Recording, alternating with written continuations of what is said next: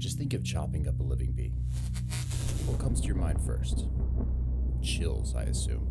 And you know you couldn't do it in a million years, be it a rat, a cat, or your husband. Today's story is about to get really scary. It's a story about a loving couple, except the couple is a murderous duo.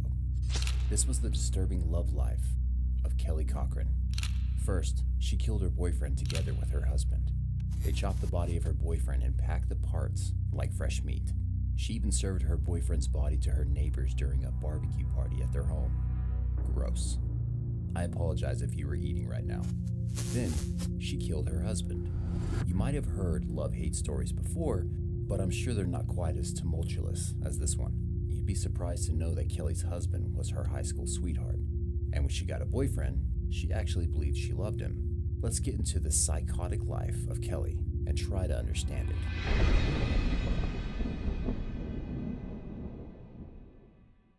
Kelly and her husband grew up next door to each other. Soon enough, they were high school sweethearts.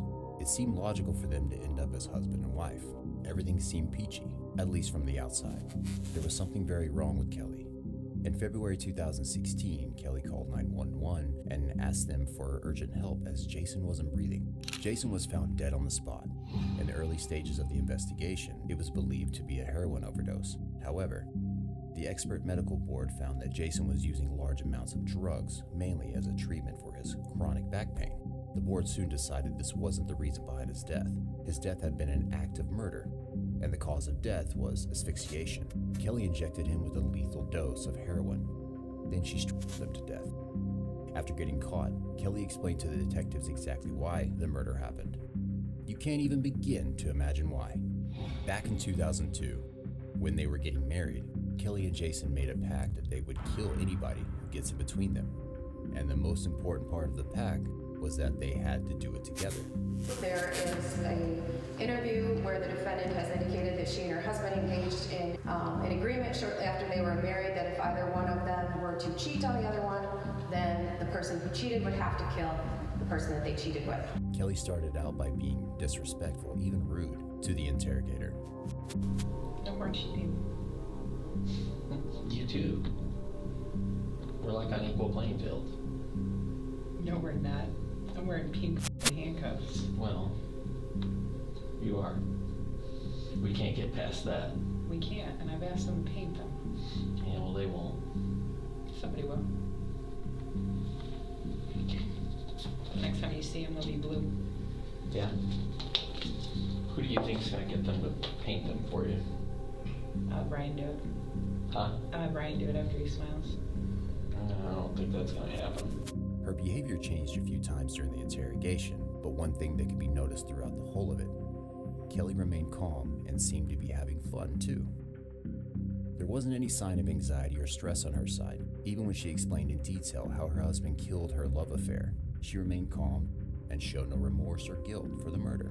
Investigators thus started to guess about Kelly's involvement in murdering Jason. Not only was she calm, but she kept changing her story about how he died. By putting pressure on the discrepancies in her story, the investigators were able to get to the root and find out Kelly's involvement in the murdering of her husband. As a deceiving tactic, Kelly once said to the detective, Can I ask you a question? Yes. Why were you so certain that I killed Jason? Before you knew me. While she was in prison, investigators started to unravel her relationship with Chris Regan, who was reported missing in 2014. She was the last person to meet him before he went missing. Thanks to the excellent medical examiners who connected the dots, Kelly was found guilty of murdering her husband. But this step forward unfolded into an even worse series of events.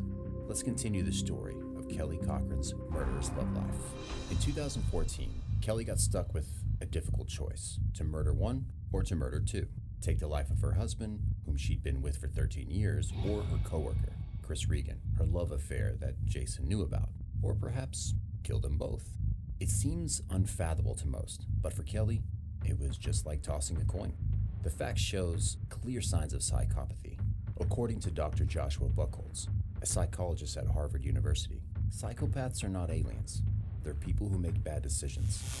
The same kind of short-sighted, impulsive decision-making we see in psychopathic individuals has also been noted in compulsive overeaters and substance abusers. But Kelly was not a genius, unlike Hannibal Lecter, for example. So she decided to kill her boyfriend Chris together with her husband in order to satisfy his jealousy. She thought that might normalize her relationship with him, patch things up in a very twisted way. Kelly and her husband Jason made what they thought was a bulletproof plan to kill Chris and not get caught by the police. Confident, they went through with it. The plan was simple. Kelly would bring her boyfriend home, tempt him, flirt with him, and everything that follows. In the meantime, Jason would shoot Chris with a .22 caliber gun straight in the head. Here, Kelly had to make another important choice. What to do with the corpse of her dead boyfriend? So she and Jason decided to chop up the body into small pieces, which could easily be moved into bags. And guess what? They actually executed this plan. Kelly was able to lure her boyfriend in her home and did everything she planned on doing to seduce him. Jason then shot him in the head. Kelly got covered in his blood, but she didn't scream. A moment later, Jason dragged the body to the basement. Downstairs, Jason did Chris's body with a saw. Then he asked Kelly to bring the extension cord. She said the sound of it was terrifying. When Jason was done, he waved at Kelly with Chris's dismembered hand, saying, "Bye-bye." Did you start cutting him up before you went back upstairs? At what point do you come back down? Maybe 20, 30 minutes. When you come back downstairs, what do you see? He just cut his hand off or something. I know it's stupid, but I can't get that out of my head. He was taunting me with that. Like how? Some stuff. What do you mean by that? He was taunting you with it. He was like waving with his hand. He waved at you with Chris's hand. Did he say anything? What did he say? Bye-bye. I went back upstairs. Kelly stayed completely calm during her interrogation while explaining how everything had unfolded. She said, Every joint he cut, Okay. so he put them in the bags. Oh, Okay. And what? double bags. because of the dismembering, there was a lot of blood on the floor, and Kelly had to help her husband with cleaning up and moving the bags. They packed the body parts and loaded the remains. She quietly agreed to show where the body was buried. He loaded the bag. We were on Ice Lake Road. We didn't turn off on Mr. Keys. We passed the hospital. Okay.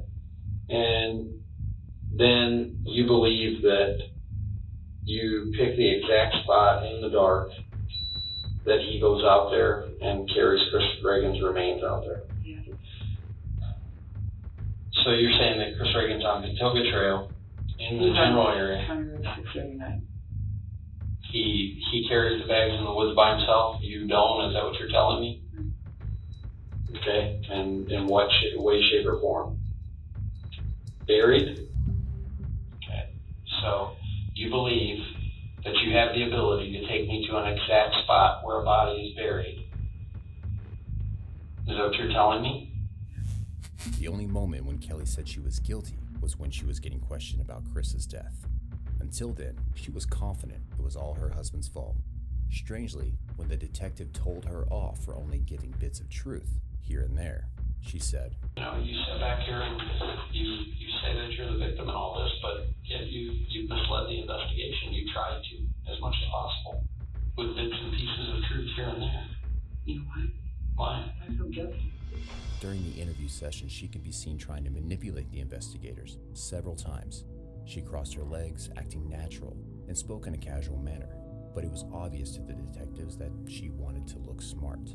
She repeatedly joked, especially on the field trips to certain locations where the bodies were buried. You guys want me on a leash? No. Why would I do that? I'm into that. Well, if I slip, you're slipping too. I don't care. It's down there that you have to worry about the steps. That's fine. Just take your time. I'm good. Good thing there's no other hikers here. They would think something's up. Running. Be the pink cups. And she often smoked cigarettes in front of the cops, wanting to show how laid back she was. Interestingly enough, there were no signs of stress or trauma in her facial expressions or behavior throughout the field trip. In fact, her behavior remained surprisingly positive. Despite a few unpleasant interactions, her behavior remained friendly, with no observable sense of loss or grief. On her field trip, she explained how she and Jason cut the body pieces, and she maintained her narrative by blaming her husband as responsible for throwing the remains into the river. She then even offered to get into the water and get the remains herself. Weighted down. Weighted down where? Right in the water here. It's in the water right here. About 10 foot out. It's weighted. Weighted with what? A rock. It's got a hook in the bottom of it. If you want, I will walk out there if you want. How deep is it where it's at? It's not deep. How are you and I supposed to have a conversation about something that's out in the water and I have to get people to go get it? I said I'll go in. Shackles and all. Can't. Why? Can't do that. Why not? I'm not gonna drown. No. Just like most psychopaths, Kelly isn't showing any remorse for her crimes. Most behaviorists believe that a lot of serial killers are psychopaths, and they see other people as objects that they can manipulate in a way they desire. That makes them feel powerful. For Kelly, killing people is the same as removing an obstacle out of her way or taking out the trash. She doesn't even deny this in court. She isn't trying to appear any other way. Kelly makes it clear she wanted to take revenge on Jason because he took Chris away from her. After the interrogation, the officers took Kelly to her house, and in the basement, she explained in detail how she and Jason killed Chris and shot his body. She added that every drop of blood in Chris's body was out on the floor, and that she helped her husband to clean all the evidence. So this is cut like here, from up here to here. Okay. And I would say almost every drop of blood on the part was on the floor. Kelly had strong feelings for her boyfriend, talking about his murder as she was a victim having to help Jason to save her own life. Her husband thus had to go too. During the investigation, she said, "Chris was the only good thing in my life, and he took it away from me. I killed him to even the score." Because of her psychotic nature, she always preserved feelings and memories of her boyfriend for a long time. After analysis of the message shared between Kelly and Jason during the investigation, a shocking discovery was made. Kelly's messages to her husband improved greatly. It seemed like they had repaired the relationship. The point where Kelly's body language truly expressed her psychopathy was in her interrogation session dated May 23, 2016. All the signs are in her calm behavior, the way she is resting comfortably in the chair, legs crossed, and her hands confidently locked together throughout the whole session. None of the sessions show Kelly worried or under any sort of stress. But then, things started to change. Kelly started to be more confrontational towards the detectives, at times even toying with them. Perhaps she was getting bored of all the questions, or more defensive, as she knew she would spend her whole life in prison. Kelly remained uncannily calm throughout her interrogations, trips, and even in the courtroom. There are several moments when Kelly is seen smiling too, such as her disturbing lunch in front of the officers. She is completely desensitized to violence and to the gruesome crimes she committed. She even tried to start a personal conversation with the detectives, asking things like, "Do you have a family? I don't think you're married. I don't believe you have a family." She once admitted that she doesn't have any emotion for the cops, and her whole behavior stands as proof of it. In fact, it seems like Kelly doesn't have any emotions at all. Her smiles are a power game and a part of those. And apart from those, her face barely moves a muscle in any video. During the time Kelly spent in jail before getting sentenced to life in prison, she threatened to take her own life and harm those around her. This goes to show she didn't accept her imprisonment and she still behaved like a victim. In the courtroom, Kelly kept staring at Chris Regan's ex-girlfriend, who was present during the court hearings. She spoke of Kelly. She was the scariest person she had ever seen in her life. She was laughing and saying, "Look what I did. You can't stop me." She just sat there and grinned. It was like the devil looking at you. I just wanted to run as far away from Kelly as possible.